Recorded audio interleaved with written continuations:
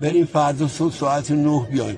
فرمانده پایگاه روسا که فهمیدن اینا میخوام فردا صبح بیان، اومدن یوهی نصف شب ما رو بردن یه جا دیگه 10-15 روز جای دیگه نگرمون داشتن که اونا نفهمن، حتی نمیذاشتن اونا هم بدونن، یعنی خود پایگاه هم نمیذاشتن ما به چرخیم، میگفتن که شما باید اینجا مخفی باشی.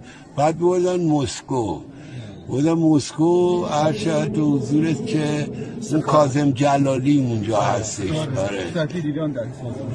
آره سید مهدی نبوی و کاظم جلالی و این بچه ها بودن.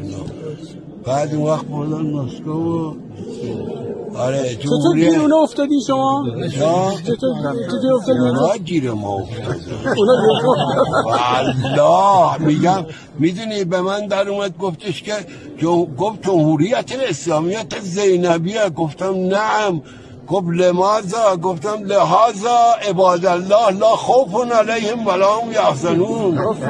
والله اینطوری بهشون گفتم. انا نستقبل الموت. گفتم انا نستقبل الموت. شو چی خیال کردین؟ اونا واقعا گیر ما افتادن. تو حرم عمه جان حضرت زینب علیها السلام هم اومده بودن. آقا خبرنگار داعش